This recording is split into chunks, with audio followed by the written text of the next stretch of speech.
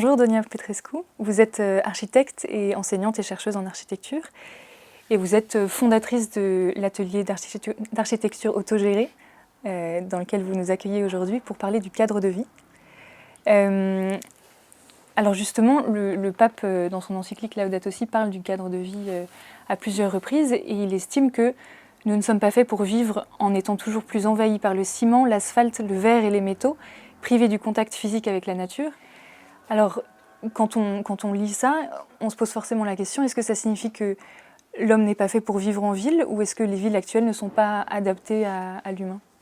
Je n'irai pas aussi loin pour dire que l'homme ne peut pas vivre en ville, parce que la réalité prouve le contraire.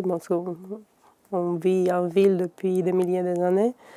Par contre, je pense qu'on peut vivre mieux. Notre profession, c'est d'imaginer des manières de vivre autrement dans la ville.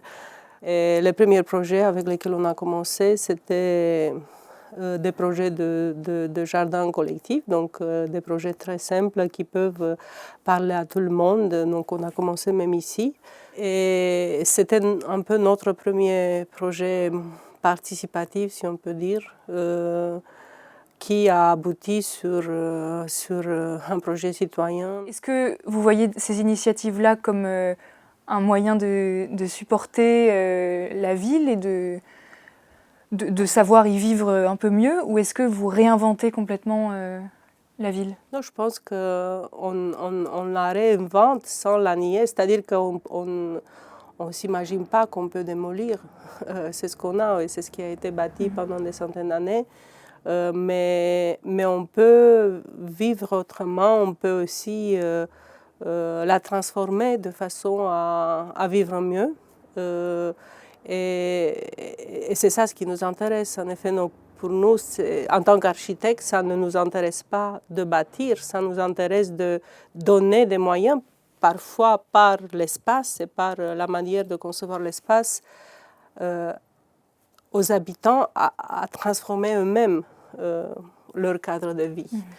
Et les interstices, donc c'est ce qu'on a appelé des interstices, c'est ce qui a échappé au contrôle, je dirais, de la ville. C'est des espaces qui sont un peu abandonnés pour une dizaine d'années pendant ce laps de temps. Et cet espace peut générer autre chose, peut générer un projet de l'expériment, des rencontres, du bonheur aussi. Et alors vos choix de localisation, c'est le quartier de la Chapelle, Barbès, Colombes et maintenant Gennevilliers, Bayeux il me semble aussi. Est-ce que c'est un vrai choix? Est-ce que vous cherchez à vous placer dans des quartiers populaires? Oui, c'est un vrai choix, je dirais. C'est aussi une position politique qu'on a en tant que, je dirais, architecte engagé. Ce choix, c'était aussi pour montrer qu'on peut faire l'architecture pas seulement en tant qu'architecte, que d'autres qui ne sont pas des architectes peuvent aussi participer à ce processus. Donc c'était vraiment pour pouvoir intégrer des non-architectes, des habitants aussi. Donc ça, c'était une des choses. Et l'autre, c'était justement le choix de faire des projets là où d'habitude, soit on fait seulement des projets sociaux qui veulent tout simplement assurer un minimum de confort. Pour nous, c'est des projets socio-utopiques où bon, on va plus loin d'inventer, d'utiliser cette imagination qui existe. Et pourquoi spécialement le jardin alors, si c'est un projet politique? Parce que c'est un des programmes, je dirais, les plus inclusifs, les plus ouverts. Le jardin, c'est cet endroit où quelqu'un vient, prend des responsabilités, s'engage sur des cycles, doit prendre soin. Donc c'est toute une posture à travers laquelle les gens entrent, je dirais, dans un projet beaucoup plus complexe, plus ambitieux, qui est celui d'imaginer que bon, la ville entière, notre vie est un jardin. Alors l'espace, c'est un bien précieux, surtout dans une ville comme Paris. Et est-ce que sa gestion, même si c'est des espaces qui sont temporairement libres, est-ce que sa gestion génère des tensions? Non, c'est sûr, et je pense que c'est normal. Aussi, c'est sûr que bon, quand on travaille ensemble, il y a, tout en sachant qu'on n'a pas du tout, en tant que, je dirais, habitant ordinaire, l'habitude de projets collectifs. Il y a peu d'endroits où on fait des choses avec d'autres. Donc, bon, la société nous pousse un peu dans des projets individualistes. Et donc, on redécouvre des manières à être ensemble, à collaborer dans ce type de projet où bon, les choses émergent, se discutent, se rencontrent, se disputent. Mais c'est ce qui est sûr, c'est que l'espace a une valeur dans la ville d'aujourd'hui et que bon, on vit aussi dans une époque, je dirais, de post-capitaliste, disent certaines, où voilà, il y a la valeur foncière, la valeur spéculative de l'espace est beaucoup plus importante que d'autres types de valeurs qui sont créées par l'espace, qui sont des valeurs écologiques, des valeurs sociaux, et je pense que c'est ça un très grand problème.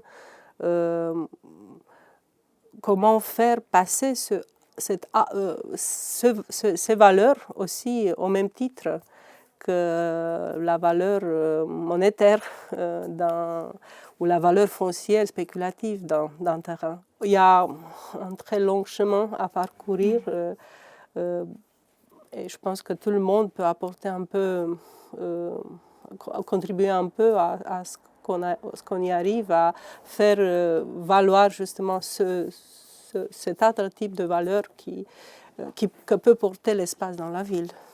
Et vous pensez que les habitants qui ont participé à vos projets ont changé leur vision de l'espace et de la ville? Absolument, oui.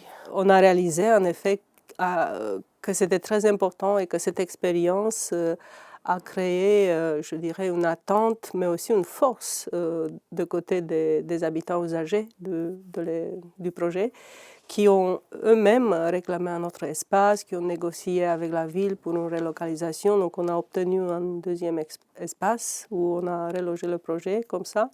Et je pense passer d'une condition d'utilisateur d'un espace à une condition active de quelqu'un qui est capable à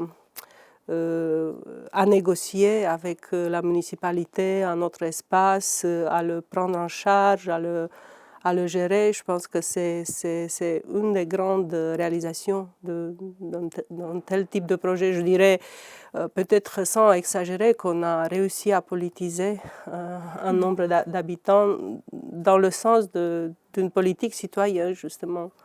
Merci pour vos réponses. Ben, merci à vous.